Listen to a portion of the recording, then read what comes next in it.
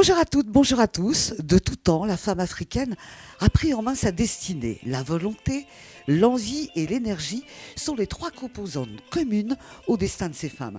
Elles sont aujourd'hui reconnues et sont devenues des femmes inspirantes qui donnent à toute la diaspora féminine africaine une immense fierté, mais aussi un espoir de réussite pour toutes celles qui doutent ou hésitent encore à se lancer dans l'aventure de leur vie.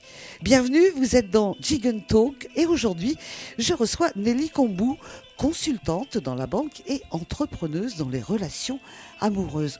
Bonjour Nelly. Bonjour Bélie. Merci d'être avec nous ma chère Nelly. On va remonter un peu votre parcours. Vous êtes née au Cameroun et vous êtes arrivée en France à quel âge ? C'est une grande 27 question. ans à peu près. Oui, au total. Alors, on va reparler de ce que vous avez fait en France. Juste avant, on repart au Cameroun pour voir quelle petite fille vous étiez. Vous étiez assez incroyable parce que quand on vous demandait ce que vous vouliez faire petite, qu'est-ce qui vous tentait ? Ce qui me tentait vraiment, c'était d'être avocate. D'être avocate. Pour la justice, pour défendre déjà les autres ? Déjà toute petite, j'avais remarqué pas mal d'injustices, à mon sens, Mhm. et j'avais envie de faire quelque chose pour ça. Mhm.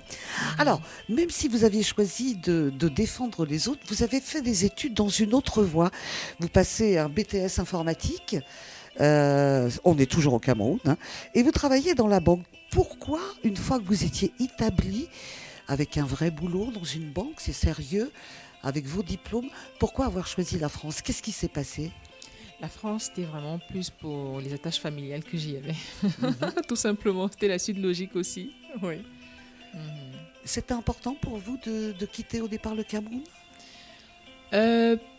Important, je dirais pas ça tellement, mais c'est vrai que, vous savez, quand on grandit dans un environnement, on a envie de découvrir autre chose, et pour découvrir autre chose, il faut bouger. Il faut aller dans d'autres pays, s'accaparer, en fait, découvrir d'autres cultures, s'imprégner, apprendre, et voilà, c'est pour ça que la force des choses a fait que je me retrouve, la suite logique a voulu que je sois en France. Absolument. Alors, vous allez reprendre vos études Tout à fait. une fois en France. Oui. On avait déjà le BTS au Cameroun. Cette fois-ci, vous faites un master et une licence. On est toujours dans le domaine de la finance. C'est vraiment quelque chose qui était important pour vous. C'était la finance.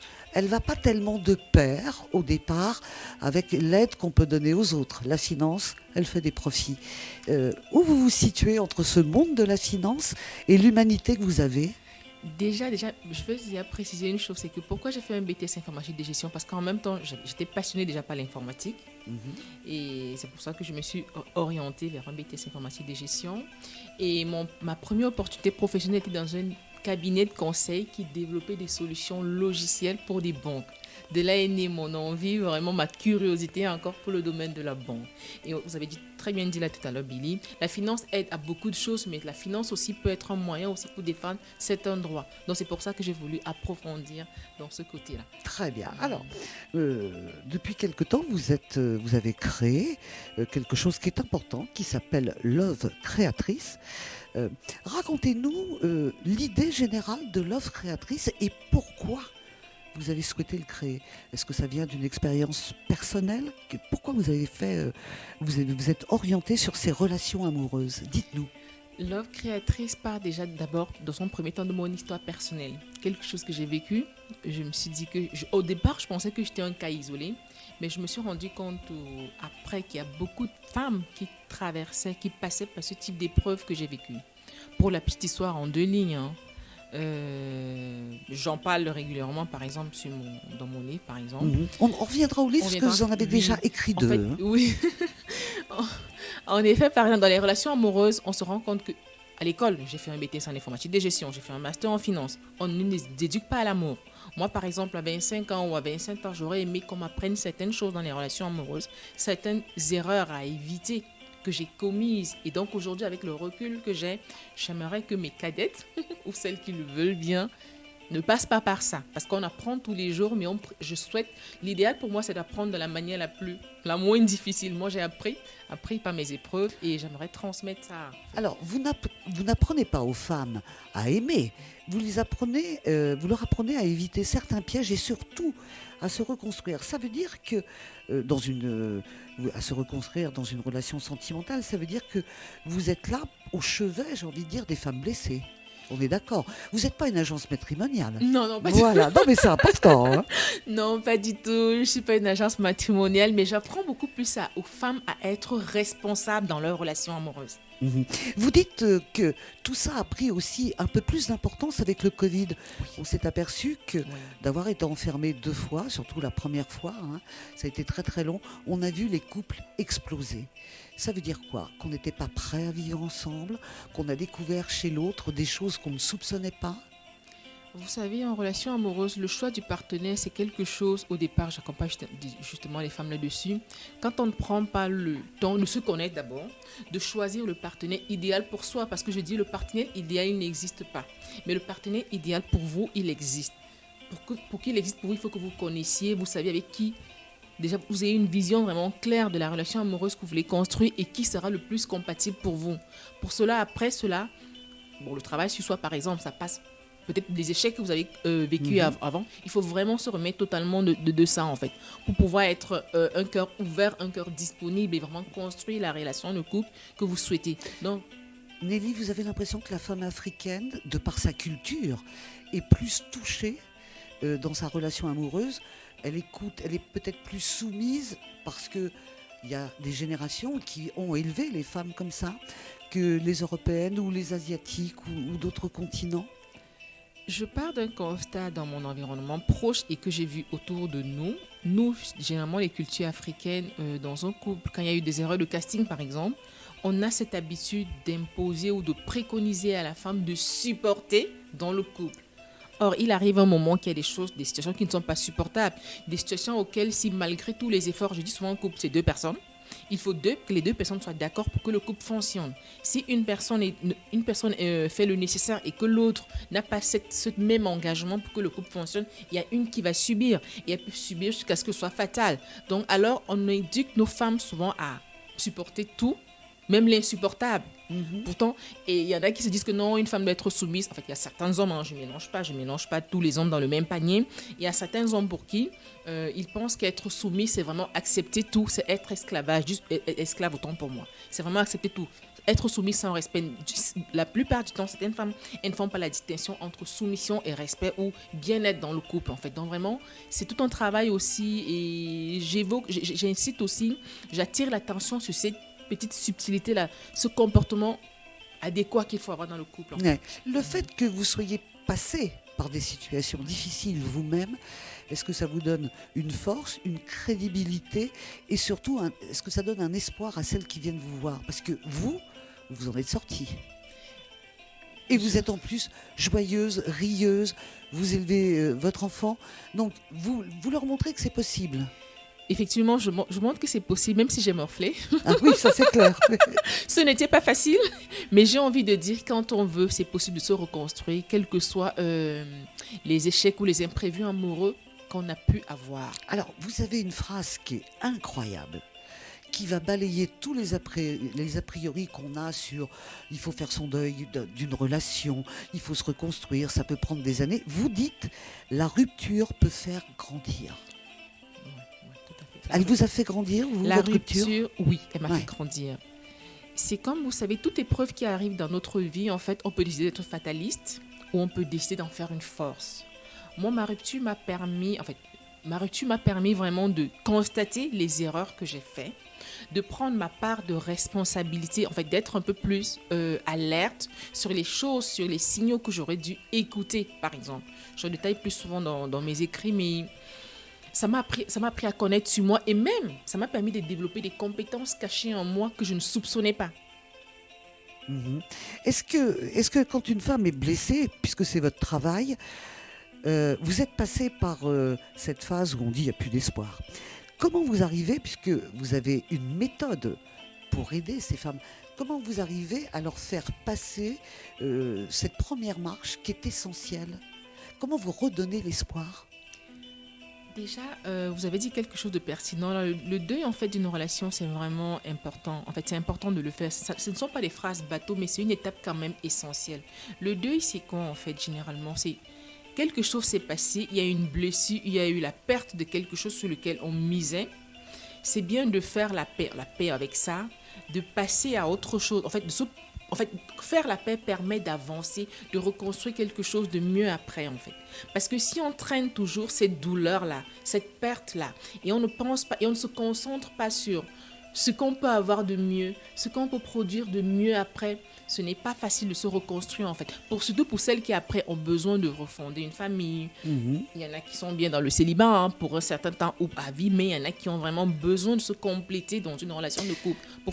Les femmes qui ont été abandonnées, par exemple, et qui se retrouvent avec 1 ou 2 ou 3 enfants, vous leur dites que rien n'est terminé quand on est seul, même avec des enfants? Tout à fait. Vous savez, c'est la société aujourd'hui ou l'inconscient collectif qui fait croire que quand on a 1 ou 2 enfants, tout est fini. Ben non. Vous savez, souvent, une femme dans une relation, en fait, déjà, j'ai envie de dire aux femmes, elles ne sont pas responsables, en fait, de l'absence du géniteur ou du papa de leur enfant. Elles sont plutôt responsables de leur comportement dans le couple. Alors, s'il se trouve qu'elles ont fait confiance à une personne qui a une erreur de casting dans leur vie sentimentale et qu'après, ils s'en vont, qu'elles fassent la paix avec elles-mêmes, qu'elles regardent leur part de responsabilité, qu'elles décèlent les erreurs qu'elles ont commises. Et si après, elles ont besoin de fonder un foyer, une famille recomposée ou autre, qu'elles prennent le temps, bien sûr, pour elles, pour leurs enfants. Et après, elles peuvent toujours choisir le mari ou le conjoint idéal pour elles après. Bien sûr, en préservant leur relation avec leurs enfants. Parce que souvent, il y a certaines femmes qui commettent l'erreur, certaines mamans célibataires, qui commettent l'erreur d'accueillir peut-être le premier venu au détriment de leur enfant. Mais une femme, c'est un paquet. En fait, c'est tout un paquet, qu'elle soit célibataire ou pas. Ouais. Elle doit, voilà. Nelly, est-ce qu'on peut dire que les femmes africaines sont féministes dans l'âme, mais qu'elles n'ont pas, peut-être culturellement encore aujourd'hui, les moyens de l'être dans la vie de tous les jours? Le féminisme, je pense qu'il y a plusieurs définitions du féminisme. Ça dépend de ce qu'on entend par féministe. La liberté de la femme, l'autonomie de la femme, et c'est ce que vous leur donnez finalement. Oui, je pense que chacun de nous, en nous, qu'on soit homme ou femme, on a une part de féminisme à notre façon.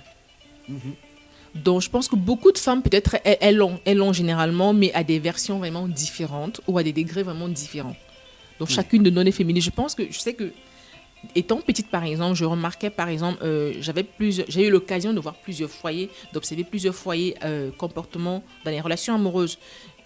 Bon, le bon sens n'est peut-être pas inné pour chacun, mais j'observais des comportements normaux dans certains couples et des comportements moins normaux. Et déjà, ça me révoltait. Donc, peut-être c'est cet aspect du féminisme qui était déjà en moi, mais plus vraiment pour qu'il y ait des relations plus saines, amoureuses dans le couple, en fait. Bien sûr. Alors, quand on est dans cette situation, il faut quand même rappeler que vous avez un site internet, Love Créatrice, ça c'est très beau, la création à côté de l'amour. Tout à fait. C'est quand même magnifique. Et puis vous avez aussi sorti 2 livres qui sont en auto-édition, mais qu'on trouve sur Amazon notamment. Vous avez sorti cette rupture amoureuse qui m'a fait grandir. On a parlé de cette rupture qui fait grandir. Et alors il y a un autre livre où là vous êtes extrêmement cash. Avorter ou solutionner ces femmes enceintes et sous pression. C'est celle que vous avez connue le plus, celle-là? Je l'ai écrit parce que je suis partie du constat où, vous savez, je parle souvent du choix du partenaire idéal. Il se trouve qu'il y a des potentiels, des personnes, quand ils courtisent une femme, ils ne sont pas totalement transparents dans leur relation. Moi, je vais encore plus loin en disant, par exemple, il y en a souvent. L'histoire des femmes que j'ai partagées là, c'est vraiment des histoires vécues. Il y en a qui peut-être ils sont OK pour un projet de parentalité. Après, quand leur femme est enceinte, ils retournent leur veste ou alors ils changent d'avis. Et j'incite souvent dans le livre, entre autres, même si ça s'adresse aux femmes, j'attire l'attention des hommes sur la nécessité d'être transparent dans les relations amoureuses, tout simplement. Parce qu'après, il se pose un dilemme. Si la femme, elle est enceinte et que finalement le mari ou le conjoint retourne sa veste, si elle ne veut pas avorter et que le mari veut qu'elle avorte, comment on fait? Parce que si elle veut avorter, il n'y a pas de problème. Mais sauf que d'une personne à l'autre. Ça varie. Après, oui, en fait, voilà, donc c'est une grande question en fait sociétale qui se pose en fait. Moi, j'en ai encore 3 à vous poser et elles sont obligatoires à chaque fois que je rencontre une femme africaine qui est là pour montrer un peu l'exemple et pour aider les autres. Moi, je voudrais savoir comment vous voyez l'avenir de la femme africaine, Nelly? Je le vois plutôt très Je suis très optimiste sur l'avenir de la femme africaine. Ouais, c'est vrai. Parce qu'aujourd'hui, le Covid nous a laissé le temps. L'avancée des nouvelles technologies, la puissance des réseaux sociaux. Dans les réseaux sociaux, il n'y a pas que il y a du bon aussi dans les réseaux sociaux. Cette synergie qui se crée, toutes ces connexions, ce partage d'expériences, d'astuces. Vraiment, je pense qu'il y a un certain éveil sur certaines problématiques que les femmes sont en train de vivre. Et pour celles qui veulent s'investir, qui veulent sortir de la paresse intellectuelle, se remettre en question, prendre le recul pour avancer mieux, ça ne pourrait être que merveilleux. Donc, avec tous ces réseaux sociaux, elles sont peut-être plus informées aussi et moins dans la solitude. Oui. Deuxième question indispensable. Que représente pour vous, Nelly, la diaspora africaine ? La diaspora africaine, pour moi, elle représente vraiment un socle, un espoir, un bonus vraiment pour les autres. Dans la mesure où, on ne va pas se le cacher, économiquement, certaines diasporas africaines sont plus libres financièrement, même si, attention, sur le continent africain, il y en a qui sont aussi bien libres, mais ce n'est pas tous. Mais quand même, la diaspora africaine a cette opportunité que tout le monde n'a pas toujours, et elle peut être une force, une inspiration ou un moyen de se développer économiquement, mentalement et autres encore plus. Très bien, on va terminer avec cette question, même si vous êtes loin d'être âgé. Si vous aviez 25 ans aujourd'hui, qu'est-ce que vous feriez ? Déjà, j'ai envie de... Oui, si j'avais 25 ans, ce que je ferais, j'éviterais de faire les erreurs que j'ai commises à 25 ans. Ouais, j'écouterais, je me formerais. Se former, c'est pas seulement prendre des formations académiques. Je me formerais près des aînés qui ont acquis une certaine expérience et je les écouterais surtout. Voilà. Franchement, je serais vraiment très alerte sur beaucoup de sujets. C'est nous, en relation amoureuse. Mais c'est nous qui avons été vraiment enchantés de vous écouter pour le bien que vous pouvez faire aux femmes. Je rappelle que l'Œuvre Créatrice, c'est un site internet. On peut prendre contact avec vous. Et puis, il y a 2 livres importants pour les femmes. Cette rupture amoureuse qui m'a fait grandir. Avorter ou solutionner ces femmes enceintes et sous pression. Nelly, merci et vive l'amour. Merci Billy. Au revoir. Au revoir.